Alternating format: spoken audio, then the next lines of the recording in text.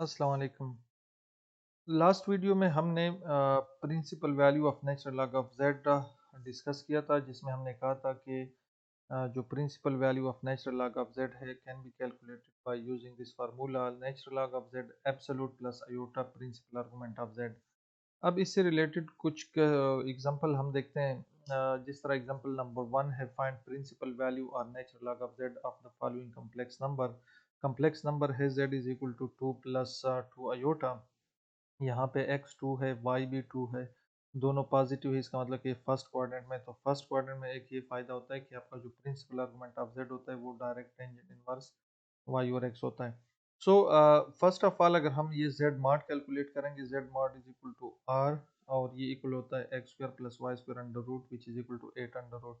और थीटा जो है वो आर्गुमेंट ऑफ z हो जाएगा, क्योंकि फर्स्ट क्वाड्रेंट में है पॉइंट, तो tangent inverse 2/2 which is equal to tangent inverse 1, and tangent inverse 1 is equal to pi by 4. So this is actually the principal argument. So put the value of z mod and the value of argument of z in this formula जो last lecture में हमने derive किया था। तो ये हमारे पास बनेगा natural log of this complex number z, जो यहाँ पे गिवन है 2 plus 2 iota, will be equal to natural log of z mod is the 8 under root plus iota argument of z is pi by 4। और यहाँ पे थोड़ा सा अगर और आप इसको सिंप्लीफाई करेंगे तो ये हमारे पास बनता है 8 टू द पावर 1/2 है, नेचुरल लॉग इसके ऊपर अप्लाई हो रहा है, तो ये जो 1/2 पावर है ये फ्रंट पे आ जाएगा। So this is the principal value. एक और क्वेश्चन इससे related, show that natural log of the complex number -1 plus iota is equal to 1/2 natural log of 2 plus 3 pi by 4 into iota. Now इस question को handle करने के लिए again यहाँ पे z is equal to -1 plus iota है, x -1 है, y जो है वो 1 है। तो हम यहाँ पे क्या करेंगे, ये फर्स्ट क्वाड्रेंट नहीं है, ये सेकंड क्वाड्रेंट है, और सेकंड क्वाड्रेंट में जो है प्रिंसिपल आर्गुमेंट किस तरह फाइंड हम करते हैं, ये आप जो है लास्ट लेक्चर देखें, वहाँ पे हमने डिस्कस किया हुआ है कि फर्स्ट क्वाड्रेंट में theta direct argument of Z होता है। सेकंड क्वाड्रेंट में जो है अगर आप इधर क्लॉकवाइज एंगल लेते हैं थीटा, तो ये पाई माइनस थीटा होता है, plus up to so on. So यहाँ पे हमने z एब्सोल्यूट पहले फाइंड करना है, which is r which is equal to x square plus Y square under root which is equal to 2 under root. और theta जो है this theta is not directly equal to principal argument.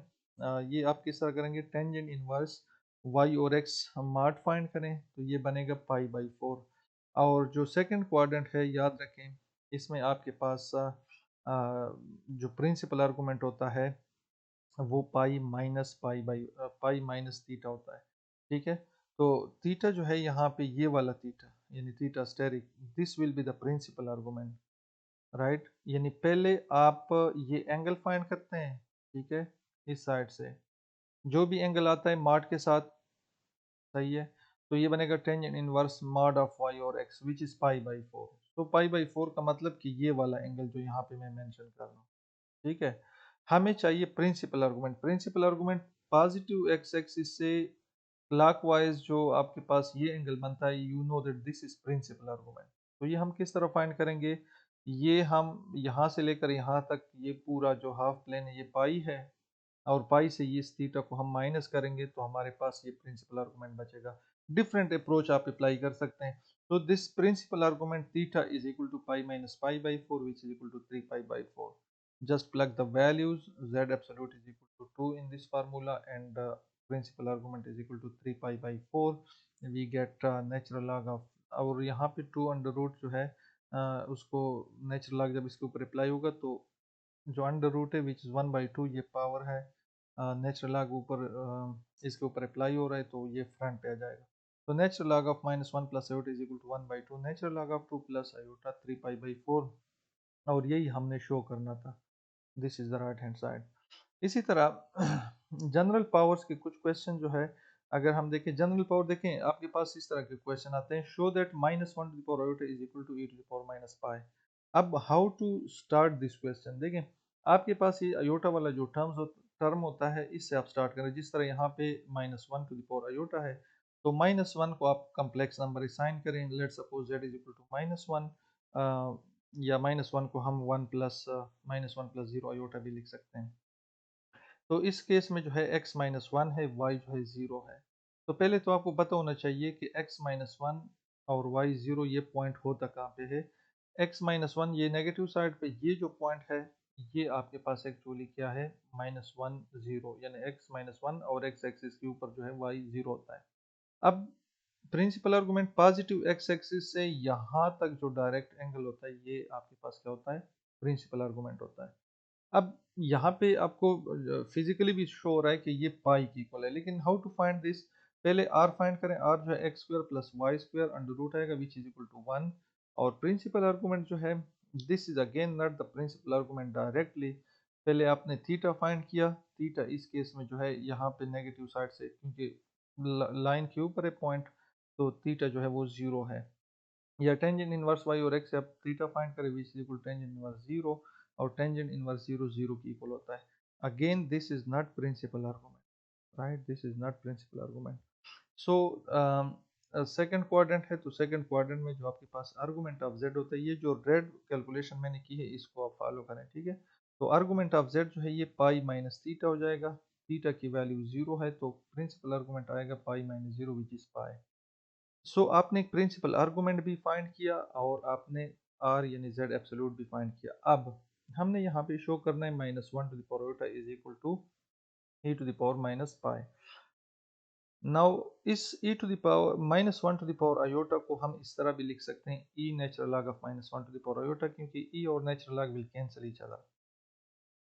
E is अब इसको जो है, ये जो iota power में है, नेचुरल लॉग इसके ऊपर अप्लाई हो रहा है, तो पावर जो है वो फ्रंट पे आ जाएगा, because this is a property of natural log that natural log of m⁻n is equal to n natural log of m। तो ये अयोटा यहाँ पे फ्रंट पे आ जाएगा, right. Now natural log of z, अब आप प्रिंसिपल वैल्यू कैलकुलेट करना। पहले नेचुरल लॉग ऑफ z जो है ये क्या होता है, natural log of z mod plus argument of z। Natural log of z यहाँ पे हम किस चीज़ का कैलकुलेट करें, z इज इक्वल टू -1 का। ये क्या बनेगा, natural log of z mod, ये इक्वेशन 3 से हमने कैलकुलेट किया हुआ है m1, और plus iota argument of z, argument of z है वो आपके पास क्या है, पाई है। तो ये वैल्यू यहाँ पे पुट कर दें। अब ये जो नेचुरल लॉग ऑफ -1 है ना, ये यहाँ पे इक्वेशन नंबर 8 में से इक्वेशन नंबर 6 में पुट कर दें, ठीक है। तो e to the power iota और नेचुरल लॉग ऑफ 1 जो है ये याद रखिए 0 की इक्वल होता है। तो नेचुरल लॉग ऑफ -1 की वैल्यू क्या बनती है, आयोटा पाई। तो नेचुरल लॉग ऑफ -1 को आयोटा पाई पुट करें इस इक्वेशन नंबर 6 में, नेचुरल लॉग ऑफ -1 की जगह। तो ये इक्वेशन नंबर 6 बनेगा -1 to the power iota is equal to e to the power ये वाला आयोटा, और नेचुरल लॉग ऑफ -1 जो है ये आयोटा पाई होगा। आयोटा आयोटा आपस में मल्टीप्लाई होकर आयोटा स्क्वायर बनेगा। So -1 to the power iota is equal to e to the power -pi, और यही हम शो कर रहे थे। क्रेजी की बुक जो एक्सरसाइज 13.7 है, क्वेश्चन 5 से लेकर क्वेश्चन 10 तक और क्वेश्चन 22 से लेकर क्वेश्चन 28 तक आप इस पर ज़रूर ट्राई करें। इसमें प्रिंसिपल वैल्यू और जनरल पावर के क्वेश्चन आपको मिलेंगे। We will continue in the next video. Thank you.